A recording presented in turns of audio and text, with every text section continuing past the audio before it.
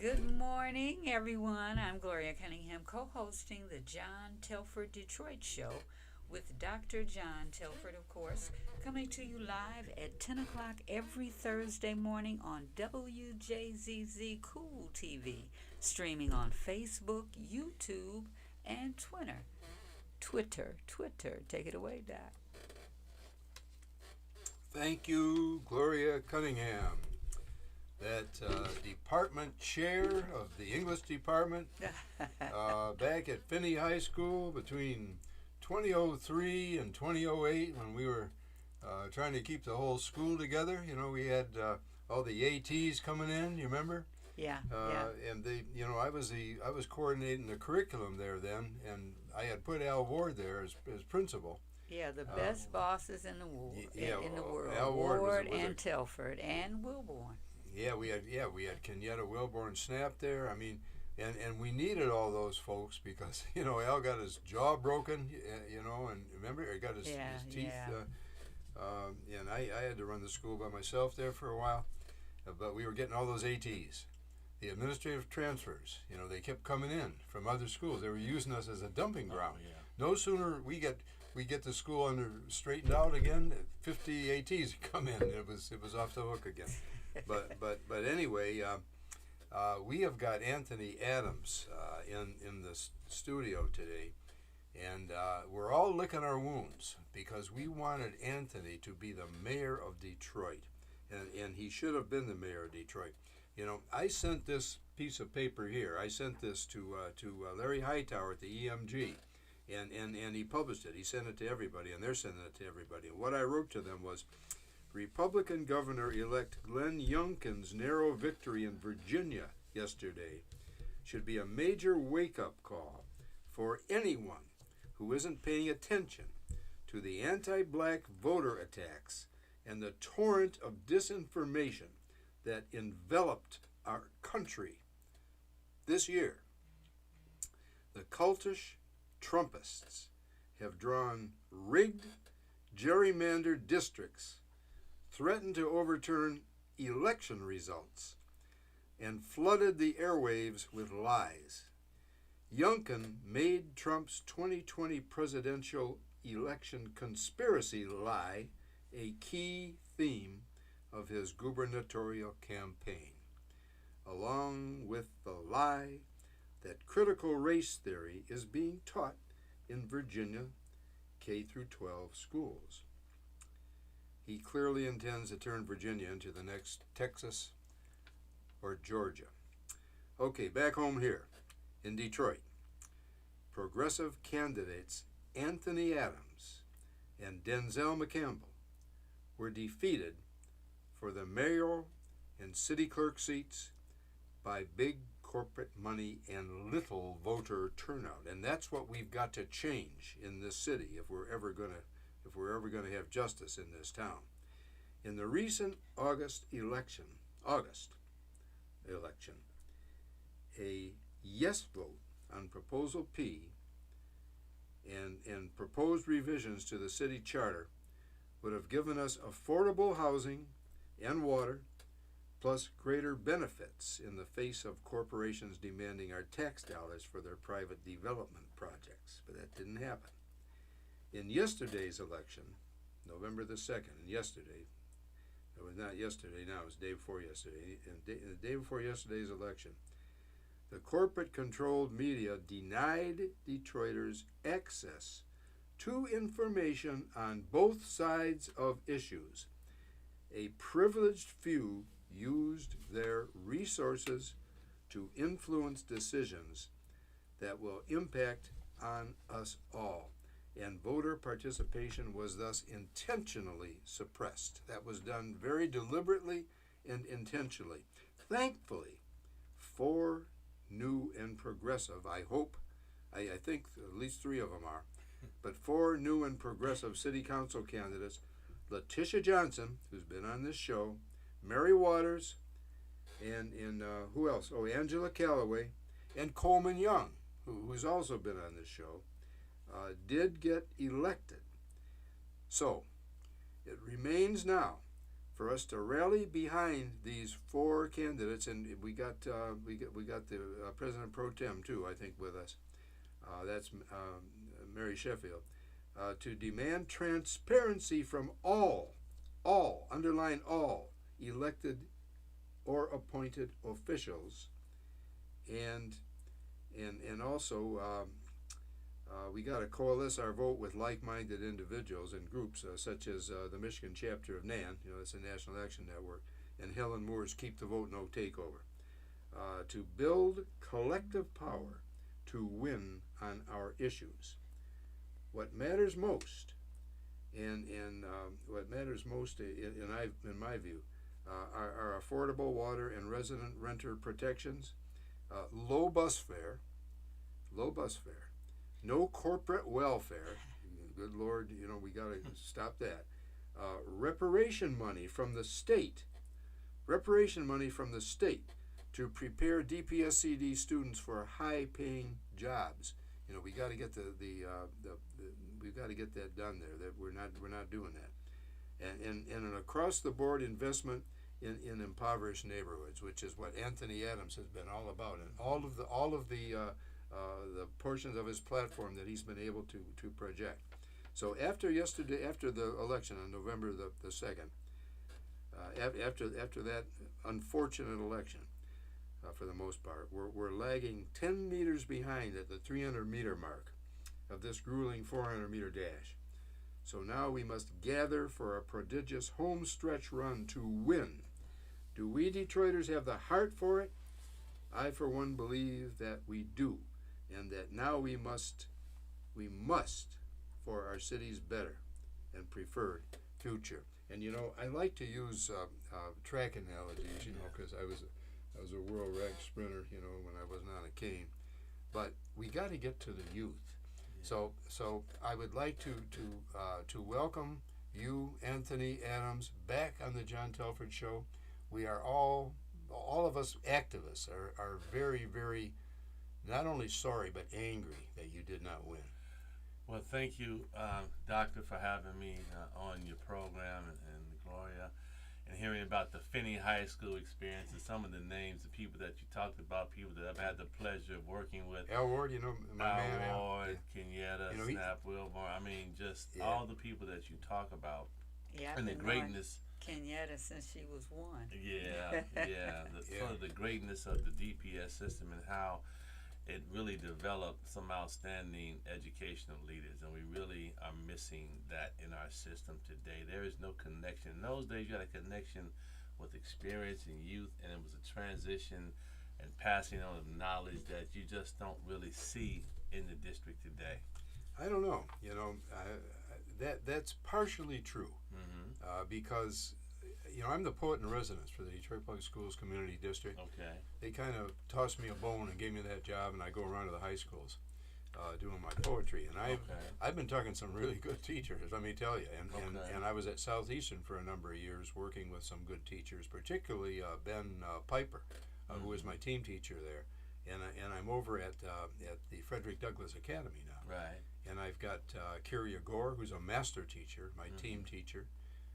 And her husband, Tim Gore. Remember Tim? Yes, I can remember back in the old days, Tim Gore, he's a starting forward for Michigan State. Yeah, and they work at the same school, yeah. Yeah, and he moonlit as a cop, you remember? Oh, wow. Yeah. Yeah, and he, 6'5". Okay. And anytime I needed to have some security, I get my walkie-talkie and say, I got a problem here. You wouldn't see any security. Tim Gore was there. Right. Tim Gore showed up. He saved my butt a couple of times, and I also got to remember, talking about Southeastern, there's a kid named Peter Smith that I just met when I went back to present my poetry at Southeastern this past Friday. Pierre Smith, not Peter Smith, Pierre Smith, at Southeastern High School, and he sent me a poem after I went and presented there. And he said to me, Dr. Telford, would you read my poem on your WJZZ show? Okay. And I said, certainly I will. So I'm doing that, and I didn't want to forget that I promised him I'd do it. The poem goes, between the world and me, we don't see eye to eye. Surrounded by death, it's common to see little children die. Seeing death so young fucks with your soul, and it's hard to see yourself grow old. Between the hard old world and me, my forebears know what the story be, or why hate hits so deep. It fucks with the core of me.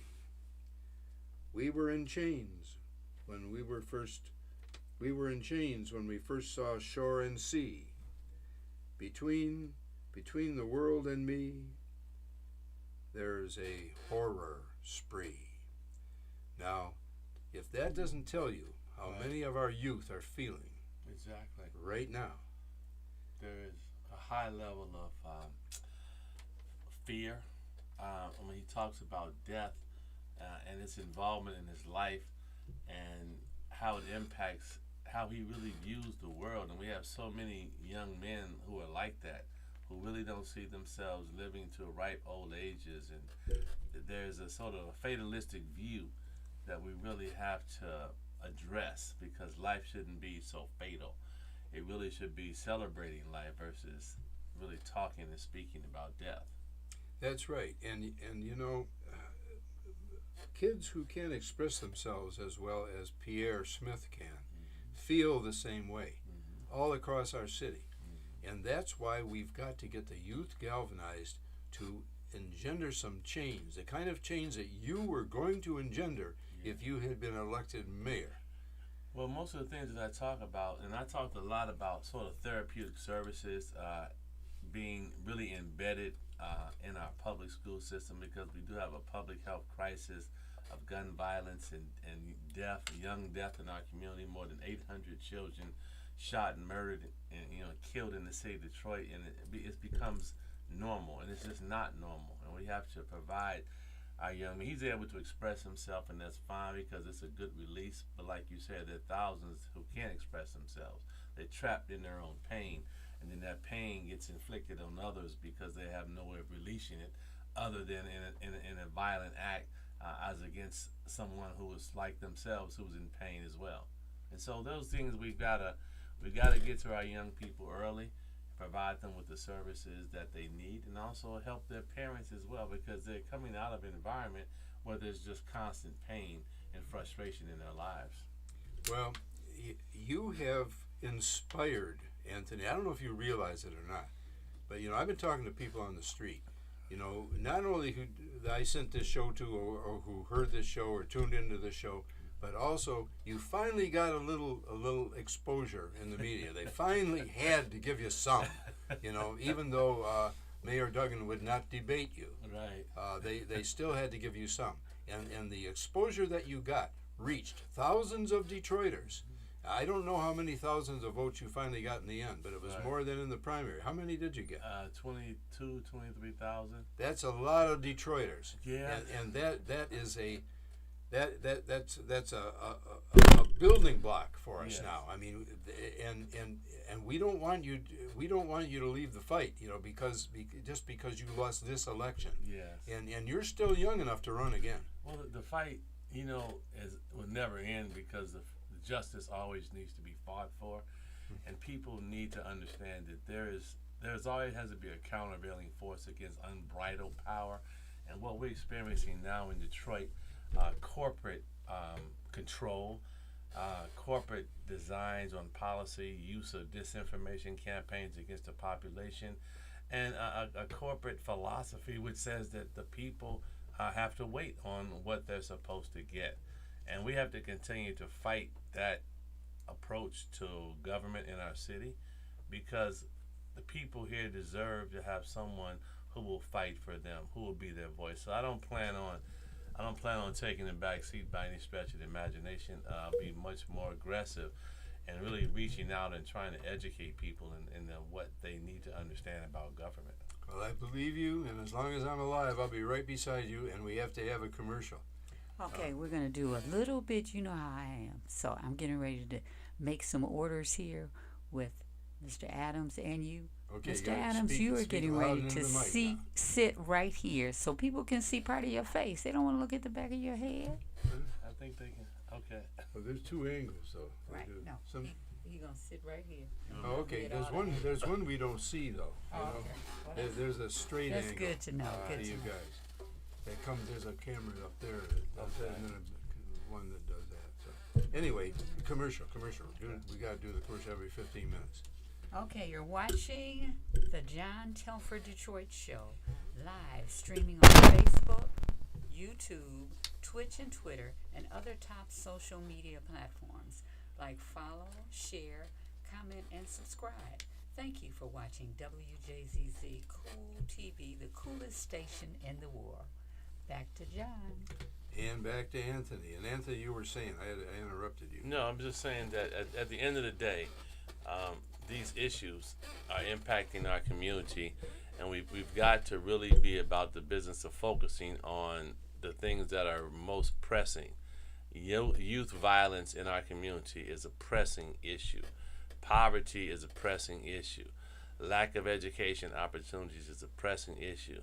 Lack of affordable housing is a pressing issue, and we see it as pressing because people now are voting with their feet. The fact that we lost 90,000 people out of Detroit, 90,000 blacks out of the city of Detroit, there was a net population loss, I think, of about 83,000. We've got to reverse that because people are leaving because the things that they need to have in our community, they simply don't have. And I think part of the disappointment in any election race is that we didn't really have an opportunity to fully flesh out policy issues that people needed to understand the policy direction of our city and what was going on. There was a narrative, and it was a very skillful narrative. I give them credit. They ran their race the way they wanted to run it, which was to try to minimize my candidacy, minimize my discussion on the issues, and promote a vision of the city which almost is inconsistent with the economic metrics when you examine what's going on here in our community. Well, you know, there are two communities here. You know, the mayor always says we have one community, and that ain't the case. Let's face it. We've got we've got the haves and we've got the have-nots. I guess you have that in every community, but in Detroit, that situation is exacerbated by the extreme poverty that our citizens are dealing with. And another thing that I have to say this because I promised James Ford I'd do it. He's got that little paper that he puts out. My friend James Ford invites everyone to the Obama Weekend Planning Meeting on Sunday, November the 7th. Sunday, November the 7th. At the Samaritan Center. Remember, I was trying to think of the name of that place. Yeah. It's over 5555 Connor Ave. 5545. Yeah, 5555 Connor Avenue. From 2 to 3:30 p.m. this coming Sunday, November the 7th. James Ford is inviting everyone to the Obama Weekend Planning Meeting at that center. And for information, call James Ford at 586-918-3061. 586-918-3061.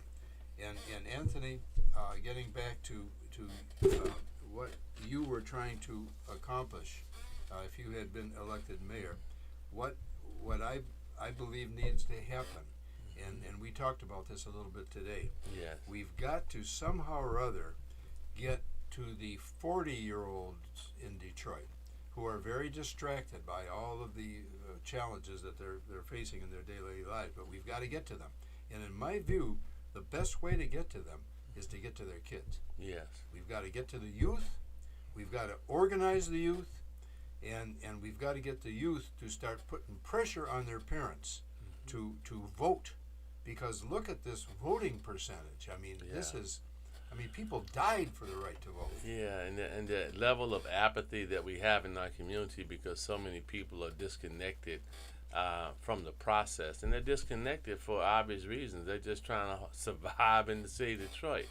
And so when you sat on as many porches I have and listened to people talk about their struggles and how they're just trying to make it, the one thing I appreciate about Detroiters is the one thing that's kind of I hate about Detroiters. And the thing I appreciate is that they just make it work for themselves.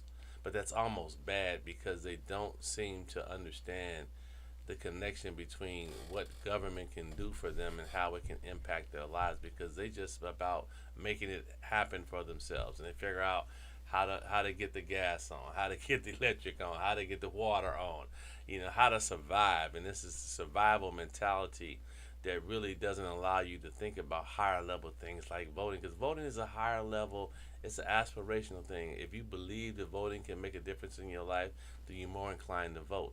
And we've lost that historical connection between what people used to fight for back in the good old days. I mean, I'm old enough to remember riding down south on the train and my grandmother telling me to be quiet, be careful, don't speak to white people.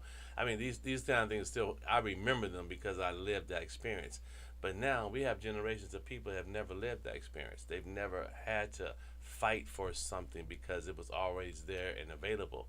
And when something is readily available, maybe you don't appreciate it quite as much until something bad happens to you. And hopefully that won't occur. That we'll be able to ignite a passion in people to understand the power that they have. We are so underpowered in our percentage of what we could vote, even in the state of Michigan. As Detroit goes, so goes the state of Michigan, and we have to use our power, and we have to be much more politically sophisticated on how we use our power, because we aren't as sophisticated, I think, as we should be with respect to the power that we have. We're actually minimizing our own power in our own community, and we got to fight through that and make it work. Well, you're talking my language. The only problem, I don't know, and feel free to chime in, because you've experienced a lot of what we're talking about right here in the city. This lady is the president, I believe, of the Mackenzie High School Alumni Association. Yeah, well, I founded the office and then I ran the citywide group, but then we haven't been meeting or anything. Yeah, just trying to get people involved. Everyone in high school knows that they're going to have a class reunion. Yes. So my position with VD was if we have before VD, this happened before VD, everyone knows they're going to have a class reunion. Mm-hmm. So why not know that you're going to give back to your alma mater? Yes. So it doesn't make sense to not push that from the middle school level. They should be trying to encourage young people to come back and meet up with the people you went to school with, and then as you progress through life, make some donations, even if it's small, or just coming in to do a talk like you come in and do poetry. You might want to just grab one youth from that school and employ them. If you're mayor of the city of Detroit and you went to a DPS school, then you can employ somebody real easily. Connect with the principal. Give back to those places that you walk through to become this great person. But that's when you talk about staying connected to your community. These are the things that begin to be broken because we've closed and really demolished so many high schools. Mackenzie is no longer there. Right. I mean, hell, Northeastern. I mean, we went through the list of Redford, schools that no longer exist. Kettering. And Cooley is the best looking closed school in the city. Yeah. Down near Cooley and the church across the street, they go over there and pick up trash. Right. It just looks nice and it's boarded up. And Cooley had great athletic programs too. In fact, I can remember Claude Tiller came out of Cooley. Claude Tiller, assistant superintendent now. Okay. In charge of the high schools. He was ombudsman when I was superintendent. Okay. And actually, I helped him get the superintendency in Benton Harbor. Oh, great. And then they took over Yeah, they Benton closed Harbor. Benton The Harbor. state took Yes, over. they do in all urban districts. But Claude's back with us now. And Claude ran, I think, a 48.6. He won the state quarter mile championship. At first he won it at St. Martin de Porres, and then he went to Cooley and he made all state again. Right. But you were talking about the well, there's the connection, the cultural connection between things that no longer exist in our community, and how we have to continue to remind people of the greatness of the city and the greatness of its people, and we don't have someone who really speaks to that every day. And so when you talk about Cooley, Mackenzie, Southeastern, I mean, there's so many differences. Southeastern is still there. Persian has a real strong alumni group. Persian. I did a lot of volunteer work over in Persian, and know a lot of people who actually. It was kind of amazing when you meet people and they tell you where they went to school, because you would think that everybody went to Cass because they have the largest. I guess they have one of the largest alumni. So, Yeah, and I ask everyone I come in contact to. My girlfriend teases me about. You have me in the store asking people, what high school did you go to? Right. But I ask almost everyone Sure. that, and you're surprised how you're connected to Yeah. so many people. If Yeah. you've been a Detroiter, Yeah. 99% of your life then. And that You say, connection. oh, my sister went there. And then whenever they say Cass, we make this little face like I go, oh, Yeah. that's That's But all my kids went to Cass, so Right. I can say that. Well, it's just making sure that we remind ourselves of our connection with our past, because when you become disconnected with your past, it's very hard for you to see a future, because it's that connection which builds community, and the community was strong, and people were together, and they were united for a common purpose. And I think that's kind of what we miss. I think we're missing now today. People say, well, you lost, but I think you still have to talk about these things because they are important. The constant renaming of streets to try to placate. These things aren't real moves, economic moves. They're But we more, need to do it anyway, though. Yeah, And it when you needs to talk be about done. naming places, I want to see that East English Village changed back to Finney. Yeah, Oh, yeah, you've been talking about that all along. You know they I'm had not- that big fight up there, the big yeah, but event just recently. but when I'm going there at the end of this month to do my poetry, and I'm going to talk about it again when I'm over there. But then who's in charge of doing that? Who would Vitti and the board. right. Make the The decision? school Finney. board can change names because that's a power that's actually vested in the Board of Yeah, Education. yeah. There would have to be some kind of petition to the board to really rename schools, to take them back to where they need. They Well, just the need to Ben do that. Carson school naming piece was different too. because Right. that's Well, that was the only done by school the where emergency someone- manager. That's the only school that the person is alive. Yeah, So they should have never did that anyway. We're talking about that too. Yeah, They I didn't remember realize. meeting him when I was superintendent. Right. But the Finney family were abolitionists. Right. And I mean, they hid runaway slaves, literally hid them in their barn. Right. And then they rowed them across the river to freedom in Canada in the middle of the night. Yeah. There is no, and Seymour Finney, the whole Finney family, but I think it was Seymour Finney met with John Brown Okay. in this city right Okay. here. The martyred abolitionist John Brown. Yeah. And met with Frederick Douglass. Yes. They met with the Finney. Okay. I mean, there is that. There's great history there. And while we're on the topic, why Cass Tech is still called Cass Tech is beyond me, because the man was a total Right. racist. Just Yeah. because of the numbers of people that went to Cass. I guess but Yeah. Thousands and But you have to thousands, be millions. consistent. See, people start to wonder about your purpose if you're not consistent. If the guy was such a bad person as he's been described as, then you have to bite the bullet and make the name change because it's consistent with what we're aspiring to. You can't be inconsistent on these things. You gotta be totally consistent, because when you're inconsistent, then you end up with different approaches, and we need to be consistent about that. Cass was a bad man. They need to change the name. They can name it. They can name the school after some prominent African American. I mean, how about Will Robinson? Yeah. He coached there. right, Or named Pershing after Will Robinson. right. Oh, and then, Yeah. some schools are still named, Eastern is the only one to switch from an area name. We had Northern, Eastern. Right. And so Eastern is now Martin Luther King. Right. Yeah, but it's not Eastern anymore. That Right, was the old I'm Eastern. saying Yeah. Right, That it was was- that Yeah. old building. Yeah. But that was replacing Eastern, so they changed that Eastern. Right. We still got Southeastern and Yeah. Western and You had, yeah. So, so they could rename Cass Tech downtown. we're talking about a whole bunch of. Pick an area. Yeah, we'll Right, We'll right. call Cass Tech. No, let's call it Will Robinson Academy. right. William J. Robinson Academy. I mean, Will Robinson, was an icon, and not just because I wrote his biography. I mean, Well, I sat at that guy's knee. I mean, he was 21 years older than me. We coached together at Pershing, Right. and Well, you've already talked about who's going to take over Detroit. So when that happens, then we'll have all these African American names, and Yeah. then that might become a problem 50 years from now. Yeah, it might. Well, You but the said city already be- who's getting ready to come back to Detroit and who's getting ready to and then they'll leave. come and change So him we again. don't- Yeah. Why do we have all You these know? names, these black people over these schools? The Yeah. whole city is Yeah. Caucasian. And I coached track at King. I coached track at Southeastern. I coached track at Pershing. I coached track at Finney. I coached track at Southwestern. You know, I coached at all those places, and I ran track for Northwestern. Okay. And then I got put out of Northwestern and ran track for Denby when I got sent to live with my Right. father. Northwestern has a strong alumni, and you know what they did. Okay, you can name it whatever you want, as long as Northwestern is Stays still in there. here. Right. Northwestern, such and such academy at Northwestern. Now they're getting ready to drop, I think, the other name. Yeah. Willis Ward, you know, went to Northwestern. In fact, he played football and ran track with my uncle Frank Telford, who went there. When the city was so, you know, divided, a lot of blacks went to Northwestern. Right. Right. Yeah, you know, back in the day. 50s and the Yeah. You had a. You remember Willis Ward? Anybody remember who Willis Ward was? You probably do. Yeah. He was a judge. Yeah. Famous judge. Yeah, he was a judge in this town. But before that, he's one of the only people who ever beat Jesse Owens at 60 yards. Yeah.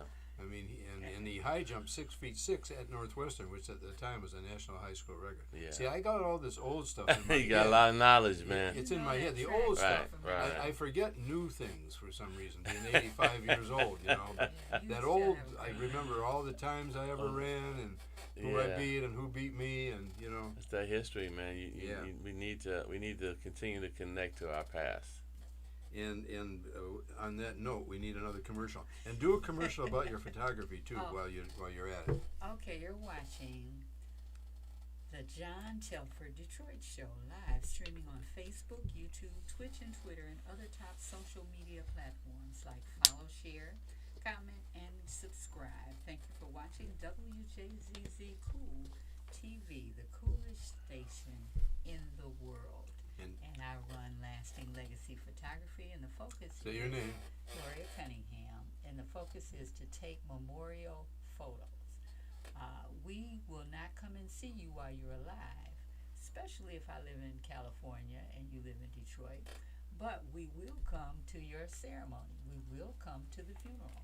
So while you're there, and while all of these people are coming across the country to offer their condolences, it's a great photo op for the family that's closest to the deceased to get these photos of all these faces that are connected to them in some wonderful way that they can pass down to the younger generation so they can ID who their great-great-grandfather was. My daughter was 1.5 when her grandmother died, so she doesn't have any visual connections in her mind. But you got photographs. Yeah, so if I had photographs and I put them in an album where you can ID the faces and the moments next to the photo, not just on the back, and then you open the album and you look at it initially when you get it, and you get about 200 photos, sometimes 3, and you ID them, and then you put them on a shelf up high so the flood water doesn't Yeah, get to them. in the basement. Yeah. That's another thing. Well. You pass them down. That's another subject, right? Yeah, it's a whole Pass nother them down topic. to generations, and they can share with the next generation after them. You know, it's a keepsake. It's not for, and I don't take a photo of the body unless you ask for it. Yeah, there's someone But I wants do that. take photos of the setup. Okay. Because when Benny passed, he had about 500 floral arrangements. Oh, Eddie wow. Napoleon? Yeah. Yeah, he So- was on my WCAD Yeah. show. So He's a if friend. you see that and you're 2 now, and when you're 50, you're looking at all these floral arrangements. Oh, he must have been really important. Right. Great-great-grandma, tell me about it. Yeah. Yeah. So it's a great, and then most people aren't taking photos, so I've been to a lot of funeral homes, and I've been explaining and showing, and some I've gotten in the parking lot where they said, oh, come to the repast. And even if you just take one section of it, the funeral and the repast, everyone is smiling at the repast. Yeah. So you don't have such sad looks, but it's been great. It's been great. I'm just trying to push it. Phone number 313-658-8018. Say it again. Gloria Cunningham, Lasting Legacy Photography, and I take other things as well. I did a wedding just recently. 313-658-8018. Thank you much. Great. 313-658-8018. Gloria Cunningham and her photography that she's doing for funerals. A very innovative process with her. Okay, there now are, we had 2 candidates in the Detroit mayor race. And if you have been concerned about some of the issues over the last few years, you know what you needed to consider now. And we just didn't get the job done. We needed to get Anthony Adams elected to the mayoral chair, and we did not do that. So we have only ourselves to blame. We did not get the vote out the way we should have, and he was going to campaign for affordable housing, affordable utilities, safe streets, grants for home repair, including flood repair that we just spoke about, against shrinking funding for the public libraries. We've got 6 of them left that are open now in the entire city. Yeah, it is, in a city that's functionally illiterate. Right. I mean, because of the 20-year takeover of the schools that we've had to deal with, and the failing student test scores. You know, the fight against water shutoffs, that's going to renew again. We're going to have to fight that again. Yeah. And evictions. You know, we've got to regroup. We've got to regroup. And Anthony Adams is on the John Telfer Detroit show today, saying that he's going to be part of that regrouping. We have to rethink how we win, because the activist community really hasn't had a victory in a long time. Every major initiative that's come up, I mean, I'm going to say reparations is kind of a unique issue. It was a watered-down version, nonetheless, that was on the ballot, and it probably was going to pass anyway because there was really no opposition to it. Yeah, how can you say no to that? But it doesn't really do what Proposal P did in reparations. Right. It was much more watered-down version. But we have to rethink how we win, because when you're fighting an army that has superior finances, controls the media, you have to engage in a ground attack. You've got to really get out much more aggressively in talking with people and touching people. You know, the ability to touch people now, we have internet and Twitter and Instagram and all these things, but that doesn't go far enough for what we needed to do. We almost needed 1,000 people every day on the street, sitting on people's front porches, talking with them about how their lives can change. And without a massive ground attack, because people are so splintered, because you got the water group, you got the housing group, you got the environmental justice group, but they need to coalesce around how we win together. And if we can coalesce and build the types of coalitions, the work is hard and difficult. Everybody likes to talk about Stacey Abrams, and what I tell people all the time is that Stacey Abrams, as she'll tell you, it took 10 years. This wasn't an overnight success. And someone put a lot of money behind her and her effort to organize it, which really became the saving grace temporarily for democracy by having 2 Democratic senators for Georgia. So we've seen some victories. Let me say that Letitia's victory, Angela Callaway. I mean, there were some victories that came out of it at the district level. How do you make that and ramp that up citywide? What's necessary in order to do that, to build the right coalitions, grassroots activism, and then just doing it in the old-fashioned way. I said the civil rights movement never had a cell phone, never had an Instagram, never had Twitter. Amen. They had a mimeograph machine where they passed paper around hand to hand, and people were unified behind an idea that we need to be treated fair in our own community. We just want to ride the bus, so we don't get pushed to the back after we are sitting in the bus and working all day long and get moved out our seat. Very simple, not even complex, a human right, human justice issue. I need to be treated fairly in my own community. Was able to take that idea and launch an individual to international success and stardom for the very purpose of the issue was correct. And I think we've got to really find our correct issue. We've got to be able to motivate people and do it the old-fashioned way. And old-fashioned unity and support. Yeah. You didn't even have to understand what was going on. If they passed the call out around McKenzie or a Drew, we're going to have a walkout at 2 o'clock. Well, you didn't have time to see, well, what's wrong, what's going on, what. you just walked out. Because Right. if only 10 people walked out and there's 500 kids in the building, Right. Those 10 there people would be get no- expended real Right. fast. Yeah. There would be no change. So we know through the Suspended. civil rights movement that you had to be unified and you had to Yes. support each other. Yes. I borderline Dearborn. I'm Okay. 2 blocks away. And growing up, we were told, and everybody played outside. That's right. You can go anywhere you want, Yeah. but do not cross Tireman. Right. And we didn't, and we have gone up to Tireman, and people, the Caucasian group, because it wasn't Middle Eastern back then. Yeah. Yeah. Yeah. I was They would look at you like you can Right. go across the street. Right. So we didn't. They, the group that's there now, they are unified. You ride down Warren, you see businesses all Yeah. over the place. Yeah. And Vibrant they business. walk through their neighborhoods. They generations live in a house, and they're unified. We aren't unified. And Benny ran for mayor. Who did he run against? He ran against Mike Duggan. Oh, Yeah. and everyone And who loves was Benny. not Benny- on the ballot? Who raised a write-in campaign against the man that's revered as the prince of the city, and so if he wasn't able to defeat a guy who wasn't even on the ballot, which really reflects, I think, ingrained issues in our own community mindset about black leadership. Because part of the reaction to Benny was the fact that black leaders had failed the community. I mean, that was the narrative. That's what they continue to portray. And which is why this whole notion of emergency management and how black leaders had let the city down, that stuff is still in people's minds. Believe me, it is. Because I heard it so many times on the campaign trail about, man, that white boy doing his thing. I can't tell you how many times I've heard it. And when you ask them, well, what is he doing? What's that thing you talking about? And they couldn't really give you an answer. But if it's in your mind, then it becomes very difficult to get out of your head.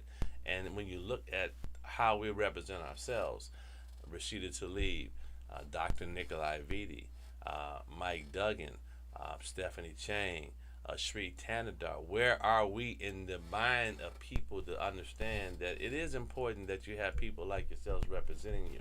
People can have coalitions with you and promote your interests, but at the end of the day, fundamentally, you're not from the community. There's some things you're just not going to get.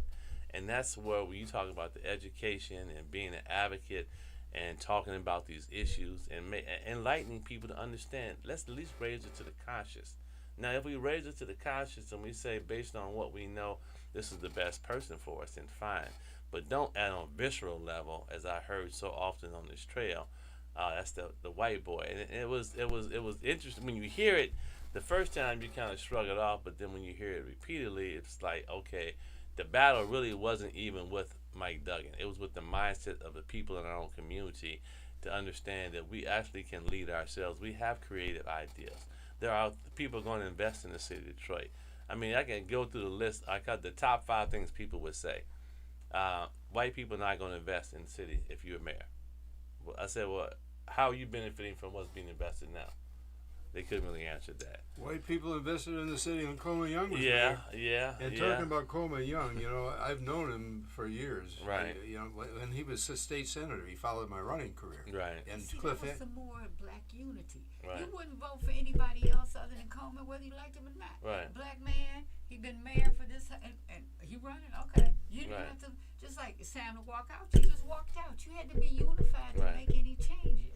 Now everybody wants to be on their own. Everybody We're not- wants. and we- I God, don't- you make a great point, because when you're trying to work through and create coalitions, there has to be some level of subjugation of ideal ego in order to move the process forward, because everybody can't be out front on the issue.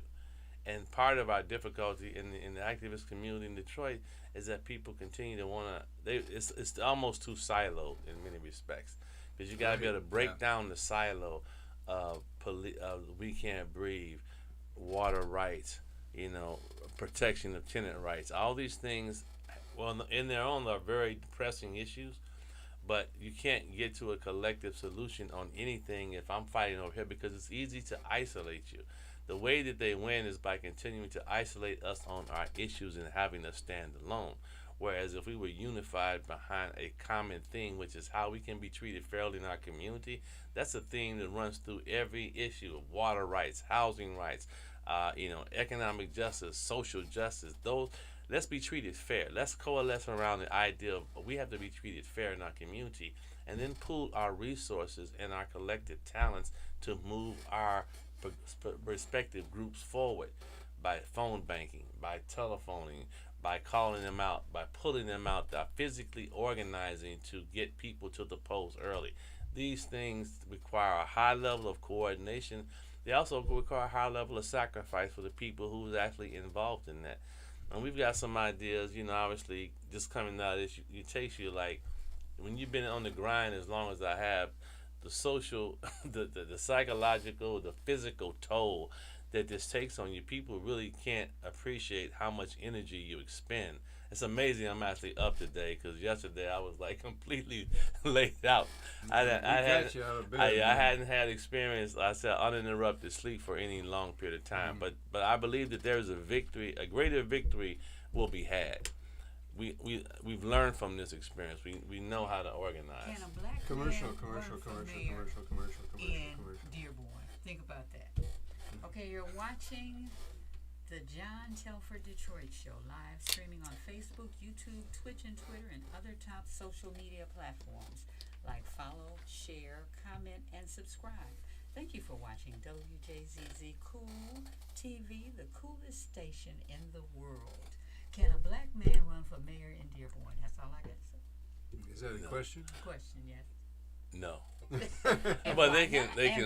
run, He but might they be won't win. But why won't he win? He could be the best. He could have a great track record. He could be the smartest man in the world. Why won't he win? Because culturally, and I mean, we've seen it with the election, the first, I guess, Muslim or Arab Muslim mayor of the city of Dearborn, because that's the dominant culture, and they're going to respect themselves and vote for themselves. Okay, what's the dominant culture in Detroit? Is black. Yeah. It Majority is. black. But But see, we fair though too. So we are. I said we almost too fair on a lot of different things. Going back to Coleman Young, though, Coleman Young did get some white support. He did. He had a lot of white support. Remember Henry Ford II? How'd they get that Renaissance down there? Right. Think about that for a minute. And me being a white man, I've never really been racially sensitive in that way, because I came up on 16th Street in McGraw, which was an integrated neighborhood, and my teammates were all black, particularly among the relay. Not just at Northwestern, but also Wayne State, Detroit Track Club, United States National Team. I was the only runner on relay teams that was white. Right.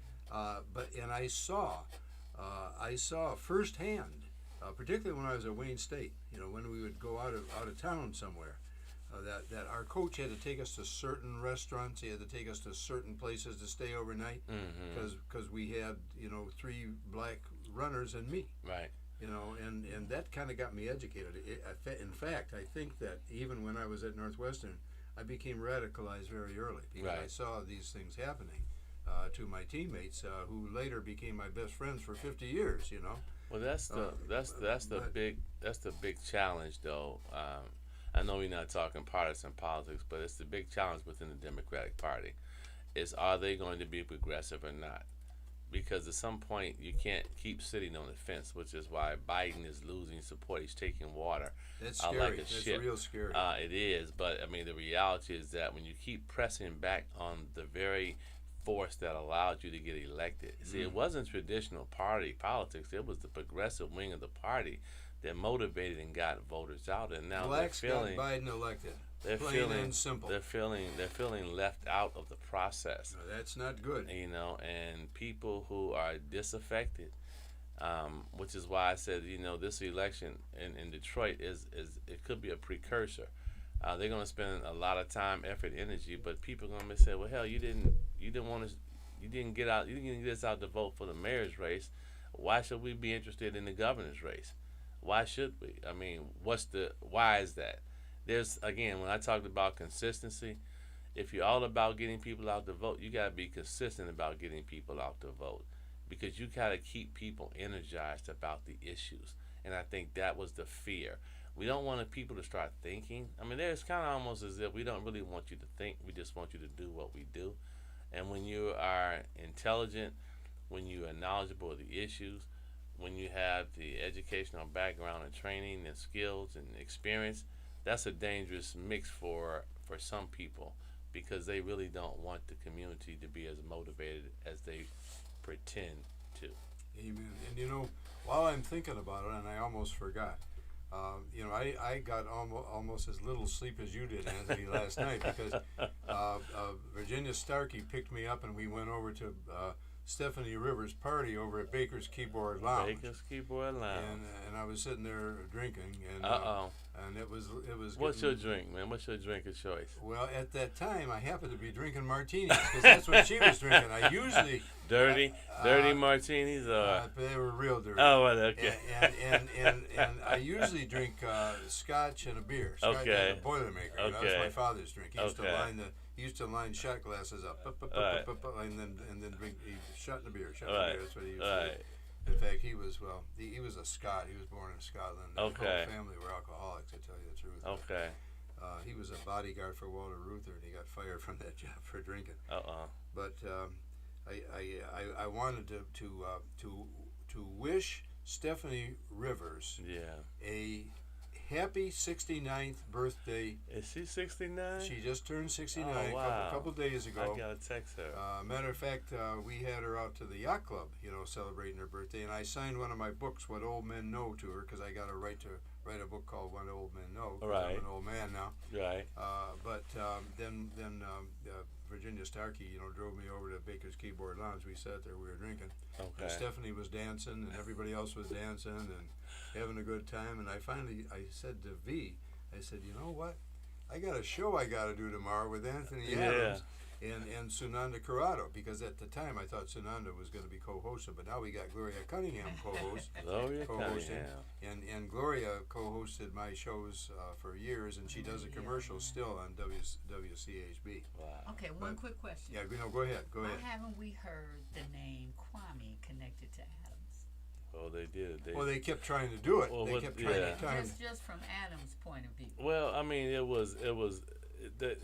always the references, the Kilpatrick era deputy mayor is how they like to phrase it, because you know that's a loaded name, and because I thought it was interesting that there's a trial that's coming up where the name Kilpatrick cannot be used in the trial because it's so inflammatory, and so they used it very skillfully to paint me as corrupt, or a corrupt association. I found it ironic that a person who wasn't involved in anything, who wasn't guilty of anything, is presumed guilty, whereas we had council people, you know, under investigation are presumed innocent. It was an interesting issue, and we talked at length with the reporters, because we said I've been out of government long enough not to be called that. I should be called a prominent attorney in Detroit, which carries a different meaning to it.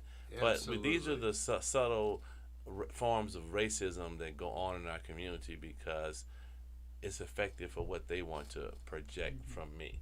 It's not the guy who was the adjunct professor of law at Wayne State, or the adjunct professor of management at Lawrence Tech, or the former deputy mayor, or the former executive assistant. I mean, there were a lot of ways I could have former been classified. president of the Detroit School Exactly, Board. who led the fight against emergency management. That people have been like, oh yeah, that's right.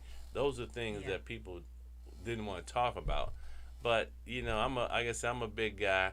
I got into this understanding that, you know, we were gonna have to fight to the finish, and we fought to the finish. And I want to take this opportunity to thank the hundreds of people that volunteered and the thousands of people that voted for me, who believed enough in me to stand with me and continue to fight. You know, fight to the end. I got a text from a friend of mine who said, the text was, I appreciate your courage, because most people will not start a fight when the deck is stacked against them.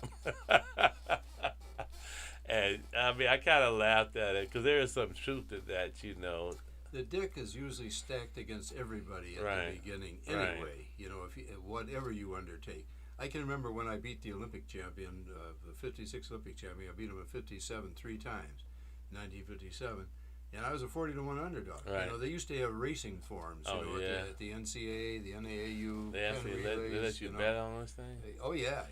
Uh-oh. And I'm 40-1 underdog. First time I beat Jenkins, he said, "How'd that happen?" I heard him say it. Second time he didn't say anything. So the first time was in Austin, Texas. Second time was in Dayton, Ohio. Right. Second time I beat him, he didn't say anything. Third time I beat him was in Rome, Italy. Right. And I finally couldn't resist. I said, "Charlie, you still think it was an accident?" Yeah. You know, which is a mistake because I raced against him in Chicago the next winter over 600 yards, and I was leading at 590 yards. Yeah, he and closed I see this you out. big brown leg come alongside. Right. I said, "Uh-oh." He closed on you. Yeah, and what he said was, "Finally got you, Detroit." He used to call me Detroit because I had Detroit Track Club at Right. the time. Right. But he was a good guy. I think he's still alive. That was Okay. Charlie Jenkins, the 1956 Olympic 400-meter champion. But I'm kind of digressing. Right. You know, and oh man. Oh, Yeah, wow. he knocked on the door Yeah, he for gave you. us Okay, 5 okay, minutes. well, okay. 5 minutes. So. This is supposed to be a poetry show. Okay. And so I always got to do a little bit of poetry. Here's a modern parallel. Nero played his fiddle. Meanwhile, most of Rome incinerated. Trump played on his golf course while America disintegrated. And you know, America is also incinerating out on the West Coast, you know, because now of read global your warming. Adams poem. My Adams poem? Yeah. I got to get an Adams poem. Or maybe Anthony can write me an Adams poem so I can do what it would be about Anthony regrouping, Right. getting ready to run again, getting the 40-year-olds galvanized by their children, by their offspring. Oh, I Right. We got to get to the youth. We have to. And I got access to the youth. You come to Frederick Douglass Academy, talk to 70, 80 young men. They would be delighted to have you do that. I love to come in and talk with them, man, about life. We're gonna that's how I use my poetry. Yeah. If you ever listen to any of my poems, you know my poems are I'm teaching life. I'm not teaching poetry. Life skills. So here's another poem. Don't be a dummy who hesitated. Hasten to get yourself vaccinated. Uh-oh. Right. We need immunity in our community. My God, we still have the lowest vaccination rate of any major city. Well, instead of immunity, we got Right. stupidity. Well, I mean, yeah. you got people who just won't get vaccinated. No. You know how can we get them to do it? You know, without mandating it. You know, you can't do that Right. in a free country. That's right. But well, yeah. Okay, well, I think I got enough poetry here to last us. But Anthony, I want to thank you for coming on. You know, some folks would just put their tails between their legs and hide under the bed at night, but that ain't you. No, you can't do that. No, you're gonna come back. You're gonna launch a comeback. I got the energy that I got. You gave me energy today, man, because Yeah? that's what I was knocked out, man. I guess I hadn't had uninterrupted sleep in over a year and a half. I mean, it just felt strange being in the bed in the morning and not saying, "Oh my God, I gotta get up. I gotta get someplace. I gotta go here." So I appreciate you, Doctor, as always. Well, And Gloria, it's good seeing you again. Yes. Continue the tradition of greatness. and Gloria, you got to do that without the da-da-da, because we don't have the music. But Okay, you've been listening to the John Telford Detroit Show with Dr. John Telford and co-host me, Gloria Cunningham, on Wjzz Cool TV on Thursdays from 10 to 11 in the morning, streaming on Facebook, YouTube, and Twitter. It was the late, great Dr. Wayne Dreyer who said Dr. John Telford has a warrior's heart and a poet's soul. Listen also to Dr. Telford on WCHB AM 1340, Saturday mornings at 9:30 and Monday evenings at 6:30. Tune in again next Thursday morning at 10 o'clock. Thank you for listening.